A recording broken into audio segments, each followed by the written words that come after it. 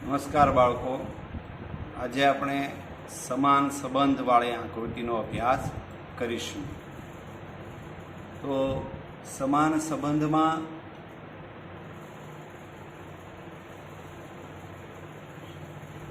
એના સૌપ્રથમ આપણે પહેલાં નિયમોનો અભ્યાસ કરીશું. તો જો અહીંયા એમના નિયમો 6 જેટલા નિયમો આપ્યા છે. કયા કયા નિયમનું ધ્યાન રાખવાનું છે એનો આપણે અભ્યાસ કરીએ. પહેલાં 6 નિયમો જે છે એનો પહેલાં સૌપ્રથમ આપણે અભ્યાસ કરી લઈએ. તો અહીંયા જો પહેલો નિયમ છે કે આકૃતિઓમાં ચિહ્નોની સંખ્યા 2 ગણી થાય. અને દાખલા તરીકે કોઈ આકૃતિ આપી છે, માની લો જો અહીંયા, તો અહીંયા એક મીંડું છે અને અહીંયા આગળ આપીને ચોકડી થઈ તો સંખ્યા વધી, તો એમની સંખ્યા વધશે. બરાબર ને? સંખ્યા વધે એટલે કે 2 ગણી સંખ્યા એ થઈ શકે.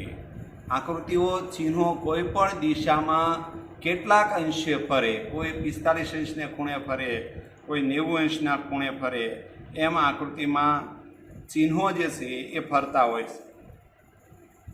એ જ રીતે આકૃતિની આરસીમાં પ્રતિમા અથવા પાણી પ્રતિબિંબ જે છે એ પહેલામાંથી બીજામાં જે પ્રતિબિંબ હોય એવું પ્રતિબિંબ ત્રીજામાંથી ચોથામાં આપણને જોવા મળશે. બરાબર?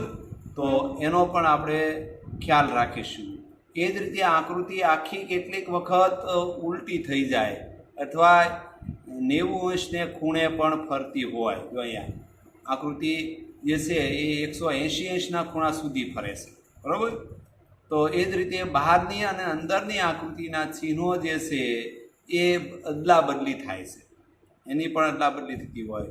પછી આકૃતિનું કદ નાનું અથવા મોટું, બેમાંથી કોઈ પણ થઈ શકે, એનું આપણે ખાસ ધ્યાન રાખશું. તો આ સમાન સંબંધની અંદર ખાસ જોવાનું શું છે તો કે પહેલી આકૃતિમાંથી બીજી આકૃતિમાં ફેરફાર શું થયો, એવો ફેરફાર આપણે ત્રીજીમાંથી ચોથીમાં થશે, એ યાદ રાખવાનું છે. બરાબર ને? તો આગળ આપણે અભ્યાસ કરીએ. જો એના ઉદાહરણો અહીંયા આપેલું છે. એક ઉદાહરણ આપણે જોઈએ તો કે પહેલી આકૃતિમાં શું હતું તો કે ભાઈ ગુણાકાર, અને એક અહીંયા ગોળ બિંદુ આપેલું છે. જો તમે જો આ ગોળ બિંદુ આપેલું છે, બરાબર? આ ગોળ બિંદુ છે, તો એ ગોળ બિંદુ ક્યાં ગયું તો કે ભાઈ ઘડિયાળની વિરુદ્ધ દિશામાં એક સ્ટેપ આગળ ચાલ્યું અને આ નીચે ગુણાકાર એની સામે બરોબર આવ્યું. તો હવે એ જ રીતે તમે ફેરફાર કરશો તો શું થશે તો કે ભાઈ એમાં જો ત્રીજામાં જે પહેલામાં અને બીજામાં જે ફેરફાર હતો એ જ ફેરફાર જે છે એ તમને જોવા મળશે. બરાબર ને? તો અહીંયા જુઓ આકૃતિ જે છે એમાં તમે જોશો તો કે અહીંયા જે છે એ પ્લસ છે, નીચે પણ પ્લસ છે, એને આકૃતિને ફેરવવામાં આવે. બરાબર ને? એ આખી આકૃતિને ફેરવવામાં આવે તો કેવી પહેલી A, B અને C જેવી થાય. તો કે કેવી થશે તો કે એની સામે ગુણાકાર આવી જશે. જો પહેલામાં સામે ગુણાકાર આવ્યા તો અહીંયા પણ સામે ગુણાકાર આવી જાય. એક સ્ટેપ જે છે એ આગળ ચાલે અને ગુણાકાર આવી જાય છે. એટલે જવાબ શું આવશે તો કે જવાબ C આવશે. બરાબર ને? તો અહીંયાની આકૃતિ તમે જુઓ,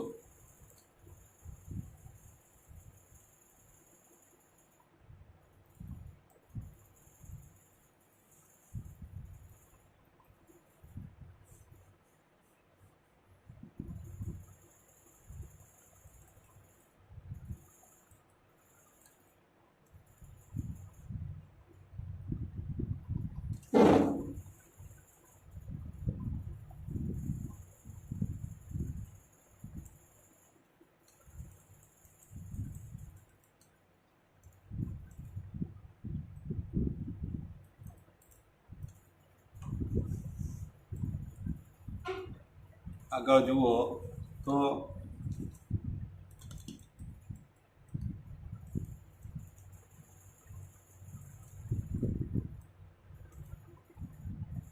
અહીંયા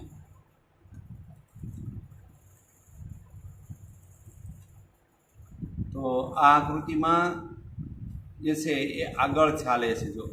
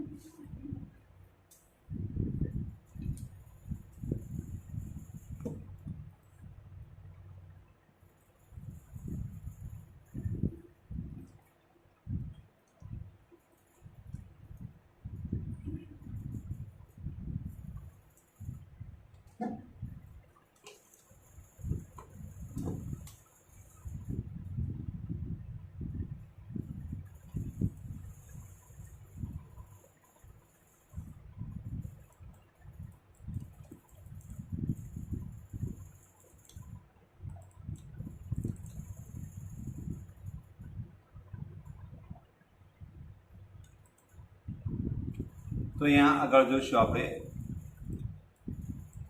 તો આગળની આકૃતિ જુઓ તમે, તો અહીંયા બીજી આકૃતિમાં જુઓ, બીજી આકૃતિમાં ત્રાસી રેખાઓ છે, અંદર વર્તુળ આવી ગયું અને ત્રિકોણ, એટલે કે અંદરથી બહાર આવી ગઈ, બહારથી અંદર આવી ગઈ.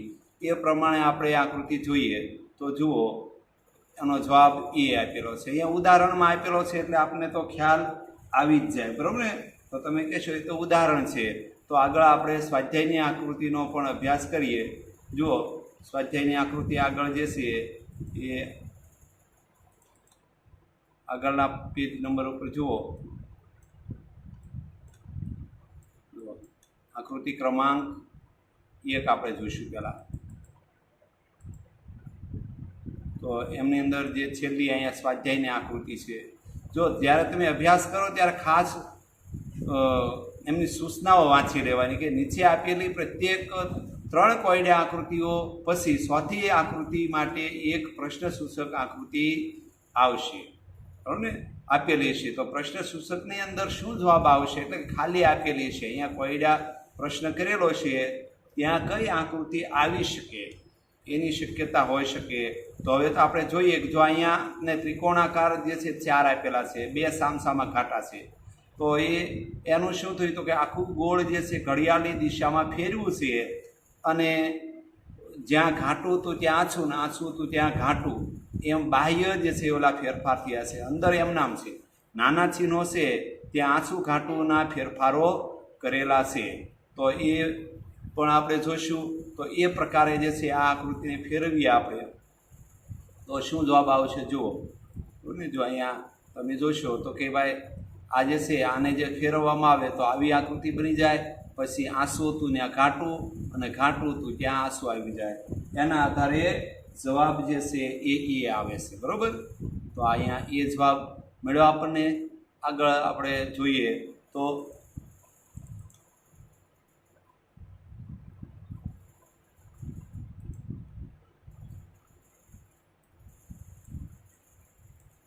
અહીંયા થોડું ચિત્ર મોટું કરીએ એટલે વધારે આપણને ખ્યાલ આવશે. જો અહીંયા 2 નંબરની આકૃતિમાં છે એ ડાબી બાજુએ ઉપર એક ઘાટું આપેલું છે, જમણી બાજુએ એક ઘાટું આપેલું છે.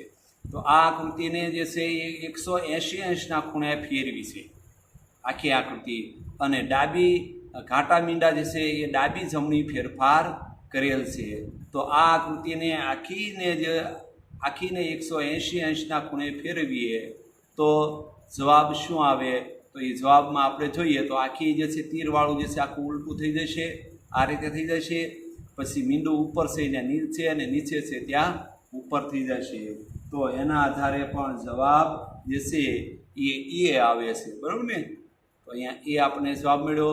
તો આગળ એ જ રીતે ત્રીજી આકૃતિ આપણે જોઈએ. તો ત્રીજી આકૃતિમાં શું થયું તો કે ત્રીજી આકૃતિની અંદર જોઈશું આપણે તો એક ત્રિકોણ આપેલો છે, 12 ચોરસ છે. તો અંદર હતું એ બહાર આવ્યું, બહાર હતું એ અંદર. તો એ જ રીતે આમાં પણ બહાર છે એ અંદર થશે અને અંદર છે એ બહાર થશે. જો અહીંયા ત્રિકોણ અંદર છે તો વર્તુળ બહાર છે તો એ બહાર થશે. એવી આકૃતિ આપણે જવાબમાં શોધીએ. તો અહીંયા વર્તુળને અંદર લેવાનું છે અને ત્રિકોણ બહાર રાખવાનું છે. તો એ પ્રકારે તમે જોશો તો સી ની અંદર જો અહીંયા સીમાં મળશે 12 ત્રિકોણ છે અને અંદર વર્તુળ છે. તો આ જવાબ બનશે, બરાબર. આગળ ચોથી આકૃતિ જોઈએ તો ઉપરનું નિશાન જે છે એ નીચે ઘાટું આવી જાય છે. બાહ્ય જે છે જો તમે આ તો અહીંયા આ બહાર જે છે બહારનો ભાગ છે એ જે છે એ ત્યાં રહ્યો છે, પણ આનું બેયનું ડાબી જમણી થઈ ગયું. પછી રેખાઓ પણ ડાબી જમણી થઈ ગઈ, અને આ ઘાટું મીંડું છે, આ મીંડું જે છે એ આંસુ તો બદલે ઘાટું થઈ ગયું, બરાબર ને. આમ ફેરફાર કરવા નથી પણ આંસુ ઘાટુંનો ફેરફાર કરવાનો છે.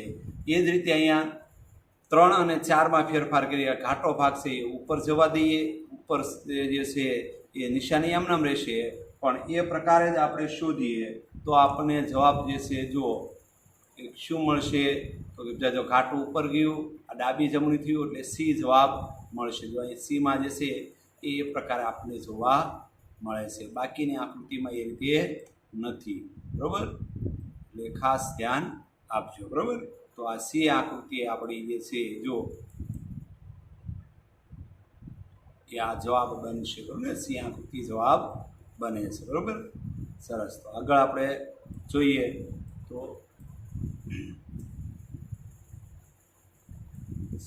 4 નંબર 4 નંબરમાં જો ઘાટું જે છે એ ઉપર છે અને એના બદલે એ ક્યાં આવ્યું? અહીં નીચે આવ્યું. તો અહીંયા ત્રિકોણ ભાગ જે છે એ નીચે છે, આ ઘાટું નીચે છે, તો ક્યાં જશે? એ ઉપર જશે. એ પ્રકારે તમે જોશો તો અહીંયા બીમાં જોવા મળે છે.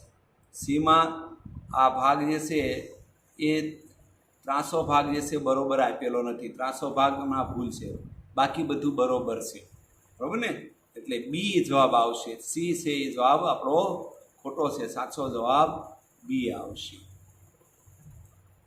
આગળ 5મી આકૃતિ જો કે આપેલો ભાગ છે એને 90 અંશને ખૂણે ફેરવો છે અને એને એ અડધો ભાગ ઘાટો કર્યો છે, બરાબર? ડબલ કરી નાખ્યો અને ઘાટો કર્યો. એ જ રીતે આ આકૃતિને પણ 90 અંશને ખૂણે જે છે એ ફેરવવામાં આવે તો એના આધારે આપણે જવાબ શોધીએ. તો જુઓ અહીંયા આ જે છે ઊભો કર્યો પણ નીચેનો ભાગ ઘાટો છે, ઉપરનો ભાગ ઘાટો આપવાનો હતો. અહીંયા અડધો ભાગ છે પણ એ ડાબી બાજુનો જ ભાગ ઘાટો છે. આપણે બંને ભાગ ઉપરના બંને ભાગ ઘાટા કરવાના છે. એટલે ડીમાં બંને ભાગ ઉપરના ઘાટા આપેલા છે, માટે જવાબ ડી આવશે, બરાબર ને? આગળ 6ઠ્ઠીમાં જોઈએ. જો અહીંયા મીંડું આપેલું છે એ બીજામાં શું થયું? મીંડું સામેની બાજુ વહી ગયું. અહીંયા એક લીટે તો એની સામેની બાજુ 2 લીટા થઈ ગયા. એટલે સામેની બાજુમાં અને સામેના ખૂણામાં અદલા બદલી કરવાની છે. તો એ જ રીતે આ મીંડું જે છે ક્યાં આવશે? નીચે આવી જશે. જો અહીંયા આ ભાગમાં આવી જશે, અહીંયા નીચે જો મારું કર્સર ફરે છે ત્યાં ધ્યાન આપજો, તો ત્યાં આવી જશે. અને આ લીટો જે છે એ અહીંયા એક નીચે આવી જશે અને આ 2 લીટા જે છે એ ઉપર વ્યા જશે. એવી આકૃતિ આપણને ક્યાં જોવા મળે છે? જુઓ જોઈએ તો અહીંયા તમે જોશો તો એની અંદર ઊંધું છે, બરાબર? એની અંદર પણ ઉપર નીચે આ ખૂણો જે છે અહીંયા મીંડું ન આવે, લીટા બરોબર છે. સીની અંદર મીંડું નીચે આવ્યું, બરોબર છે. એટલે સી જવાબ આવશે. શું આવશે? જવાબ સી આવશે, બરાબર ને? તો આગળ એ જ રીતે 7મી આકૃતિ આપણે જોઈએ. તો 7મી આકૃતિમાં બી અને ઈ શું કર્યું છે? ઉલટા સુલટી કરી નાખેલા છે, બરાબર ને? એટલે કે બંનેને 180 અંશના ખૂણે ફેરવા છે. એ જ રીતે કે અને ક્યુને ફેરવવામાં આવે તો અહીંયા જો ક્યુ ચિત્ર આપને મળશે, કેને ઉલટું કરવાનું છે. જો અહીંયા કેને ફેરવો નથી, અહીંયા ક્યુને ફેરવો છે. અહીંયા કેને ફેરવો પણ અહીંયા ક્યુને નથી ફેરવો. થોડું મોટું ચિત્ર કરીએ બીની અંદર. પછી અહીંયા બંનેનું સ્થાનાંતર ફેરવી નાખ્યું. સ્થાન ફેરવવાના નથી, ત્યાંને ત્યાં 180 અંશના ખૂણે ફેરવવાના છે. જ્યારે ડીમાં એ બંને કામ થયેલું આપણે જોવા મળે છે. એટલે માટે જવાબ આવશે ડી, બરાબર ને?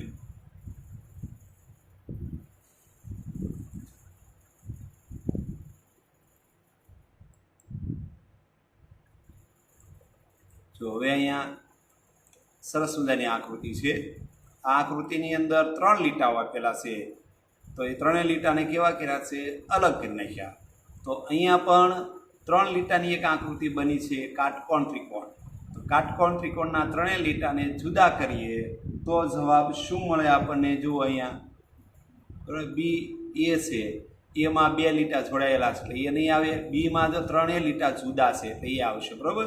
સીમાં 4 લીટા દર્શાવેલા છે એટલે એ પણ નહીં આવે.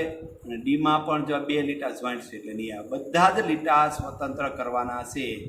એવો જવાબ આપણને બીમાં મળે છે, માટે બી જવાબ બનશે, બરાબર ને?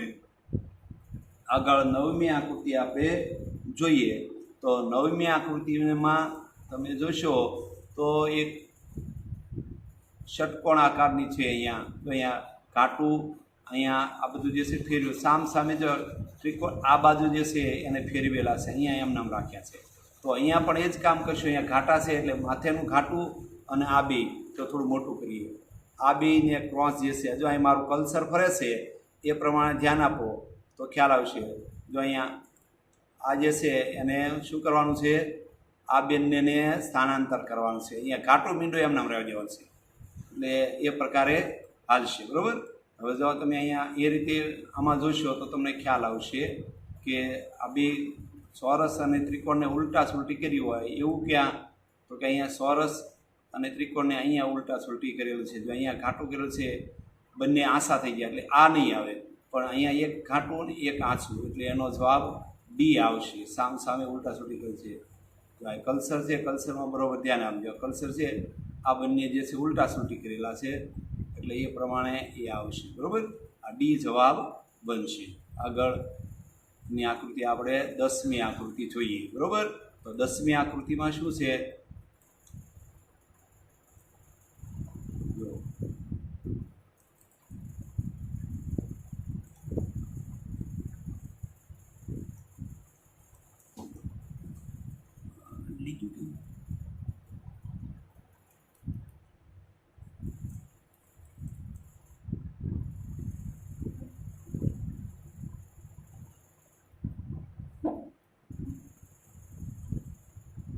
દસમી આકૃતિમાં તમે જોશો તો અહીંયા ગોળ વર્તુળ છે, આ વત્તાની નિશાની છે, અને અહીંયા ત્રિકોણાકાર છે. બરાબર ને. તો આ ત્રિકોણાકારમાં જો આ સામસામું કર્યું છે તો થયું શું, તો કે આ મીંડું જે છે ક્યાં આવ્યું, ઉપર હતું એ અંદર આવ્યું, અને આ પણ ફરી ગયું. એટલે કે અહીંયા આ ખૂણે હતું એને ઉપર લઈ જવાનું હતું, અને ઉપર હતું એને આગળ, અને આ ટૂંકમાં બધાને એક એક સ્ટેપ જે છે એ ઘડિયાળની દિશા પ્રમાણે આપણે આંકવાના છે. પણ એમાં બને છે એવું, બહાર છે એ અંદર આવશે, અંદર છે એ બહાર જશે. એ જ રીતે અહીંયા જોઈશું આપણે તો કે અહીંયા બે વર્તુળ અને ત્રિકોણ જે ગુણાકાર છે એ એક સ્ટેપ આગળ ચાલશે, અને બહાર છે એ અંદર આવશે. એટલે આ ચોરસ છે એ અહીંયા આવી જશે, અને ઓલું બહાર આવશે. એના આધારે આપણે આકૃતિ જોઈએ તો જવાબ શું મળશે આપણને. જુઓ તો જો અહીંયા ડી છે, ડીમાં જો ચોરસ બહાર વત્તા બહાર હતું તો એને અંદર લીધું, માઇનસ બહાર હતું એને અંદર લીધું, અને એક સ્ટેપ આગળ ચાલ્યું. આ વર્તુળ પણ બહાર હતું એ અહીંયા ઉપર હતું એને એક સ્ટેપ આગળ ચલાવ્યું, ગુણાકાર પણ અંદર અહીંયા હતું તો એને એક સ્ટેપ આગળ ચલાવ્યું. એટલે એ રીતે આગળ ચલાવવાનું છે. બરાબર. જો કલ્સર હોય ત્યાં ખાસ ધ્યાન રાખજો. કલ્સર પ્રમાણે જો ધ્યાન આપશો તો તમને ખ્યાલ આવશે, નહીંતર કાંઈ સમજાશે નહીં. બરાબર ને. નિશાની નાની એવી છે, મોબાઈલની અંદર બરાબર કદાચ દેખાય કે ન દેખાય, પણ કાળજી રાખીને ધ્યાન રાખશો તો તમને આવડી જશે. હાલો આગળ 11મી આકૃતિ જોઈએ. આ બહુ સરળ આકૃતિ છે. તો ધ્યાન આપો એટલે આવડી જ જાય. જો અહીંયા 3 ત્રિકોણ છે, અહીંયા 5 છે, એટલે કે 2નો વધારો. તો અહીંયા 4 છે તો 2નો વધારો કરો તો કેટલા થાય, 6 થાય. તો એમાં 5 આપ્યા છે, એ નહીં આવે. બીમાં તો ડબલ કરી નાખ્યા 8, એટલા બધા વધારે કરવા નથી. સીમાં 6 આપ્યા એટલે જવાબ સી આવશે. જો અને ડીમાં જોઈએ તો ડીમાં તો ત્રિકોણ જે છે એમ જુઓ તમે, આ ત્રિકોણ જે છે એ કેમ આપેલા છે, તો કે ત્રિકોણ 3 જ આપેલા છે, એ જવાબ બનશે અને એ રદ થશે. બરાબર. આપણે 12મી આકૃતિ જોઈએ. જો અહીંયા થોડું ખાસ ધ્યાન આપજો. જો અહીંયા કે આ જે છે એ 90 અંશને ખૂણે આકૃતિ આગળ ચાલી છે. કઈ દિશામાં ચાલી છે, ભ્રમણની દિશામાં. બરાબર ને. એટલે કે ઘડિયાળની દિશા પ્રમાણે આકૃતિ ચાલી છે. એ જ રીતે આને પણ 90 અંશને ખૂણે આકૃતિને ફેરવી આવડ્યા 3 નંબરને, તો 4 નંબરની આકૃતિ આપણને જોવા મળશે. એ પ્રમાણે જોઈએ તો કઈ આવશે, તો કે ઘાટો ભાગ ઉપર જવો જોઈએ. જો હા, તો એ પ્રમાણે ક્યાં આપ્યું છે આપણને, ડીમાં આપ્યું છે, એટલે જવાબ શું આવશે, ડી આવશે. બરાબર ને. તો અહીંયા જે છે 12 નંબરમાં ડી જવાબ આવશે. બરાબર ને. હવે આગળ આપણે આકૃતિ જોઈએ 13 નંબરની. 13 નંબરમાં 1 અને 2માં શું ફેરફાર છે એ જોઈ લઈએ આપણે પહેલાં, એટલે આપણને તરત ખ્યાલ આવી જાય. તો કે આ 1 નંબરની આકૃતિ, જો આ પહેલી છે 1 નંબરની, આ બીજી છે 2 નંબરની. તો એમાં થયું શું, તો કે આપણે એવું લાગે કે કાટકોણ ત્રિકોણ ડબલ કરી નાખ્યું છે. બરાબર. અને રેખાઓ કેવી કરી છે, ઊભી આડી હતી એને બદલે ઊભી કરી છે. અને અહીંયા 12 વત્તા હતા એના બદલે ગોળ નિશાની, એટલે કે નવીન નૂતન ચિહ્ન આવ્યું. તો અહીંયા પણ એ જ કામ કરવાનું, આનું ડબલ કરવાનું, રેખા આડી કરવાની અને અહીંયા વત્તા આપ્યા છે એને બદલે ગોળ ગોતવાના છે આપણે, બરાબર ને? ચાલો એવી આકૃતિ આપણે શોધીએ. તો જો અહીંયા આપણે જવાબમાં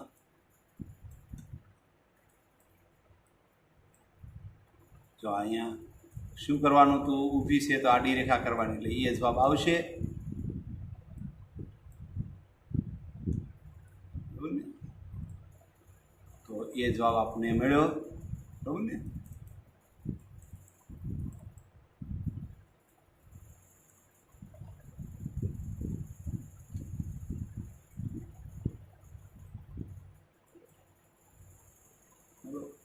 તો અહીંયા એ જવાબ આપણને પ્રાપ્ત થાય છે, બરાબર ને? તો આપણો એ જવાબ છે, બરાબર ને? હવે આપણે આગળની આકૃતિ જોઈએ, બરાબર ને? 10 કેટલા સુધી જોઈએ આપણે? 12 સુધી, 13 સુધી આકૃતિ જોઈએ. હવે આપણે આગળ જોવાની છે 14મી આકૃતિ, બરાબર ને? અહીંયા 14મી આકૃતિમાં જો તો શું થયું છે, તો કે પ્રથમ જે અહીંયા ગોળ છે એ ગણવાના છે. ગોળ કેટલો? એક અંદરનું ગોળ અને બાહ્ય ગોળ કેટલા છે? 5 છે, એટલે કુલ 6 ગોળ છે. તો અહીંયા કેટલા થયા? 1 2 3 4 5, પણ નાનું થાય છે. પહેલાં કરતાં ચિત્ર થોડુંક નાનું બને છે, એટલો ફેરફાર છે, બાકી કોઈ ફેરફાર કરવાનો નથી.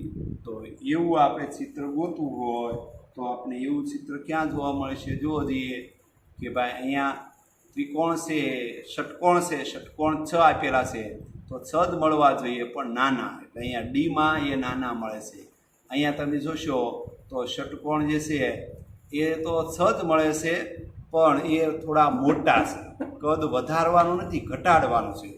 આપણે અગાઉ નિયમમાં શીખ્યા હતા કે કાં તો આકૃતિનું કદ વધે અને કાં તો કદ ઘટે.